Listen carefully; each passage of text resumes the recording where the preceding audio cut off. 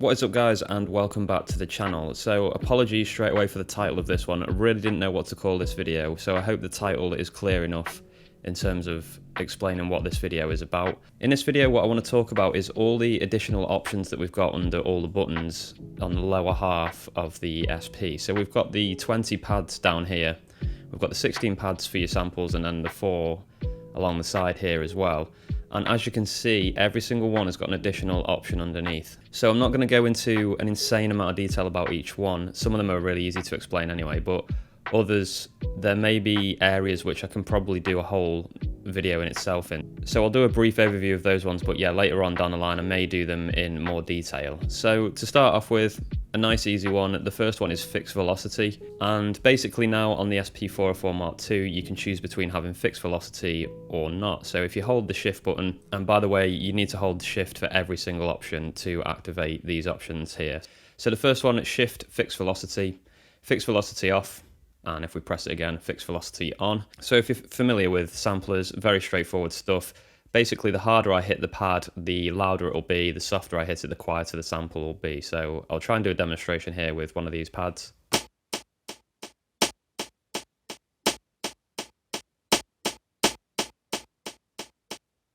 So hopefully you could hear there that the harder I was hitting it, the louder it was. The quieter I was hitting it, the quieter it was. So a nice simple one to get started. I'm just going to turn that back on because I pretty much always have that on. Now 16 velocity, this is taking the velocity of a sample and spreading it over the 16 pads. So usually 4 will be the loudest, the top right, and the bottom left, which is 13, will be the quietest. So I'm going to choose this snare on pad 6.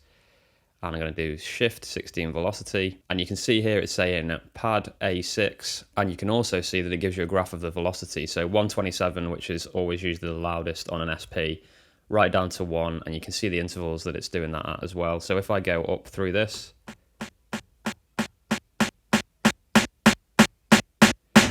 we go from very quiet right up to the loudest possible volume that you can have that sample. Okay, next up we've got Q, and what Q allows you to do is choose whether you hear a particular sample through the headphones or through the output of the device. Now I've not got my headphones plugged into this device, and obviously I haven't got an output configured from my headphones into this mix that you're listening to. So you just have to take my word for it on this one. Let's say we've got sample 7 again, this snare. We'll do shift Q, and I can change whether that's going to be heard through the Q, which is basically my headphones. C is your headphones output basically, and M is the main outputs out the back. You can only do this with one sample at a time, but if you're performing live I think this could be pretty handy because you may have forgotten what you've put on a pad. You could quickly cue it and listen to it and see what it sounds like. So that's quite a nice new little feature that they've implemented in there. Okay, next up is chromatic mode. I've had to go into another project for this because this really does need a melodic sample in order to hear what it does. So shift and chromatic, and I've chosen pad 5 here. And what this will do is spread this over a scale so you can play that sample at different notes.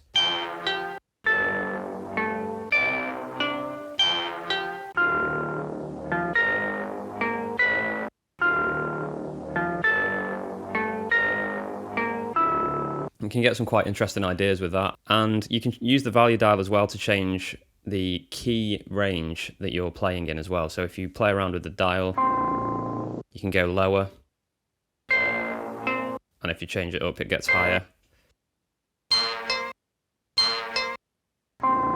So you really can get quite a decent range with the chromatic mode, and you can experiment around with that and get some interesting results. Next up, we've got the mute bus. I discussed this in my last video. If you want to mute that bus, you have to be inside that bus. So let's say I want to be in bus 1.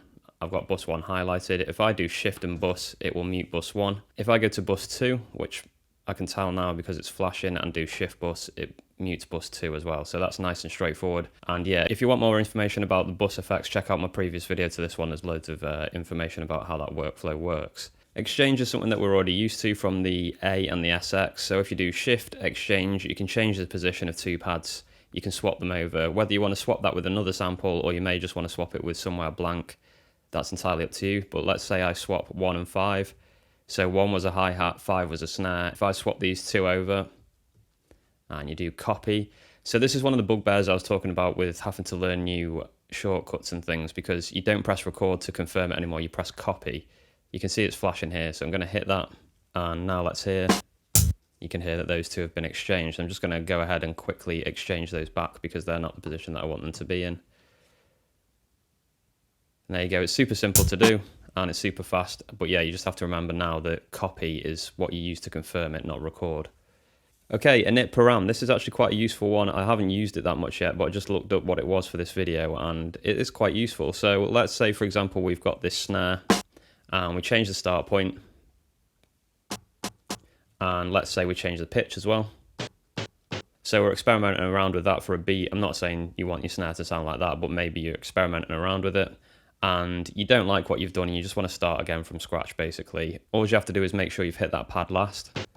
And then if you do Shift Init Param, it will say, are you sure you want to do Init Param for that pad, basically? And you say yes. Confirm that with the value knob. And then if I hit that again, it's put the pitch back to normal.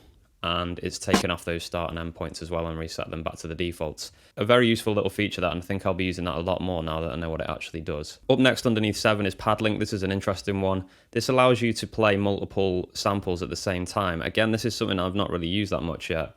Imagine it'd be super handy, say if you had a piece of percussion and a snare and you wanted them to hit at the same time, that would be quite cool.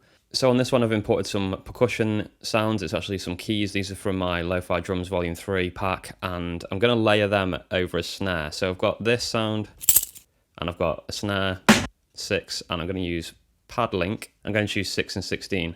So you get 10 groups of pad links and in each group you can have up to 4 pads triggering at the same time. So I've linked those two together. You can see they're both flashing. If I come out of that now,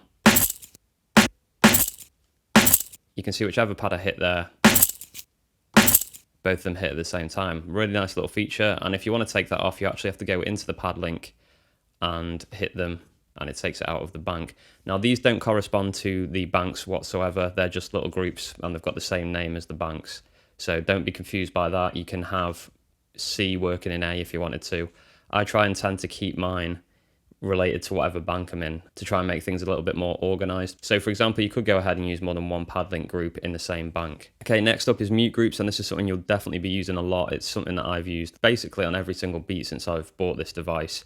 You'll chop your samples up and then you'll use a mute group. So I'll show you the menu options. So you go into mute group, and again, this is the same as pad link where you've got a series of groups. You've got 10 groups, but these don't correspond to the banks whatsoever. And inside each group, you can have up to 16 pads that mute each other when you play them. So essentially what that means is if a pad is playing and then you hit another pad that's in that mute group, pad A will stop playing and pad B will start playing. Then if you hit pad C will start playing and pad B will stop playing, etc, etc. You get the idea.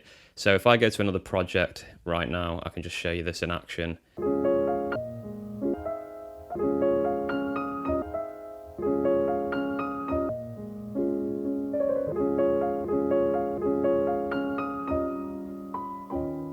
And a good thing about this as well is obviously the pads mute themselves in a pad group. So you can see here from the demonstration that you can get some really creative ideas going with chops because you can repeat the pad.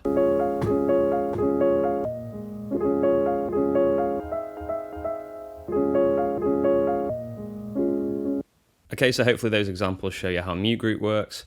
Pause is interesting. So if you just hit any pad and then you do shift pause, it'll pause it. And if you take off pause, it'll continue playing it from that point. It won't restart the sample. It starts it from exactly where you paused it. So that's quite handy if you just quickly need to shut off all sounds. Say if someone taps you on the shoulder and you want to speak to them. Can't think of an example right now, but I think pause could be useful for something like that. You may also be able to incorporate that into your live set somehow as well. Okay, the next pad is Metronome, which is shift and pad 9. So metronome on. So when you start resampling or recording, that's going to play. And this is something I definitely should have mentioned in the resampling video, actually, that you can have a metronome running underneath. And obviously that won't be recorded into the mix. So that's set up now. We've got that turned on. So let's go into resample. And you can hear the metronome started. Now to change the tempo, you go to record settings here. And let's bump this up to say, let's bump it to about 82. And then come out of that, choose this pad. And now we can start playing along.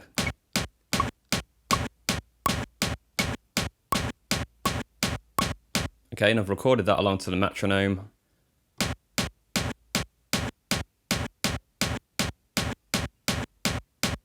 And as you could hear there, it's recorded what I played, but it hasn't recorded the metronome. So that's super, super handy when you're resampling. I need to actually start making more use of that because it's a nice feature. Counting is pretty much self-explanatory. It gives you a little counting. You can set one measure, two measures, and weight. One measure and two measure are obviously pretty self-explanatory. So count weight is basically kind of like auto trig in a way. It basically waits until it hears the sound of the audio coming into the device. And when it exceeds the auto trig level, which you can set up in a different area, which I'm not going to talk about right now, but it's easy to do. Once it exceeds that, it will start recording for you. So obviously one measure does a metronome, two measures does a metronome, weight just waits until it hears a signal, and then obviously you've got off as well. So they're the four options with that. Another little handy feature that I tend to have it as off anyway, because I like trimming all my own samples, so I never tend to rely on the SP to trim the sample for me. Tap tempo, we've already just talked about, shift and 11, and then you use sub pad to tap out a tempo. That's useful if you want to make a beat and then move it into the pattern area.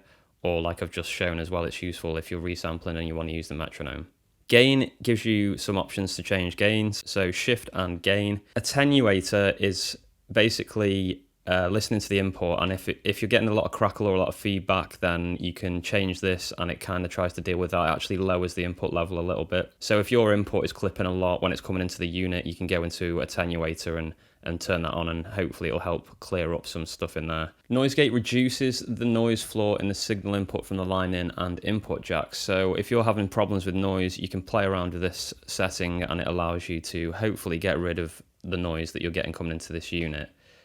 So you've got quite a few options for this. You've got off, -9, -12, -18, and -infinity. Line out, you can imagine, you can try and boost the signal if you need it to be louder. Phones out is the same, and USB out, you can only reduce that, you can't increase it. It goes all the way down to -24 dB and up to 0 in intervals. Input settings is exactly the same as hitting record settings when your recording is armed, and it allows you to choose the BPM that you're going to record in, which is useful for that metronome feature as well. You can choose the routing, so you can have mix or external in. You can choose a level, and obviously that goes up to a maximum of 127, and then you've got the input effects menu in there as well.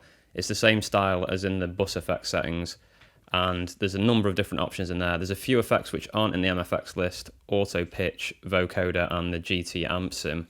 I'll cover those in another video, and then there's only the option for another, I'd say about 12 effects in total, so I'm not really sure why you can't access every single effect in there, but that's just the way that that's set up. So that's everything that you can do inside the input settings. Utility is basically a way of getting to all the menus, so system, pad settings, all this kind of stuff. Some of the options that you can find in here are accessible through shortcuts, which I've already discussed about. So yeah, basically you can get into everything you want here, every sub-menu.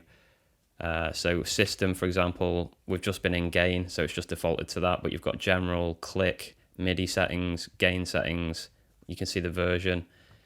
There's loads of different settings in there which you can go into. You can restore to factory, you can back up, you can import from there, you can do effect settings, but as I've mentioned, most of these things that you'll be using in here are accessible from these shortcuts which we're going through now.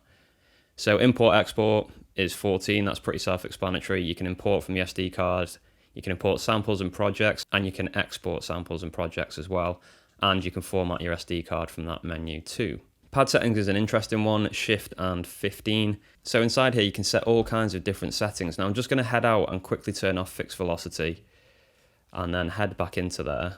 And as you can see here now, you get these options for the curve type. So Lin, and according to the manual, this produces the most natural balance between playing dynamics and volume change.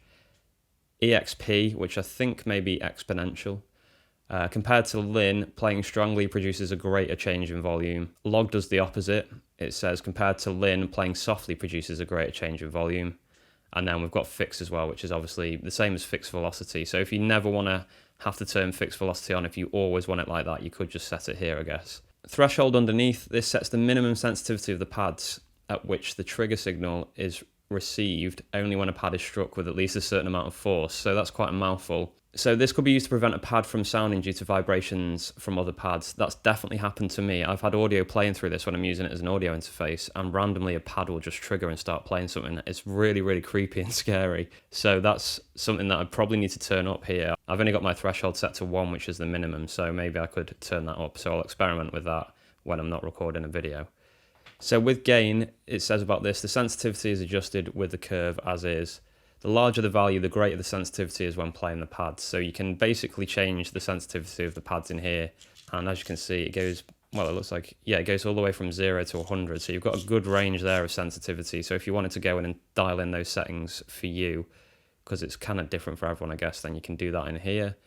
The last one, trig span, that adjusts the sensitivity of the pads to repeated strikes. So with lower values, the pads detect repeated strikes within a shorter time interval.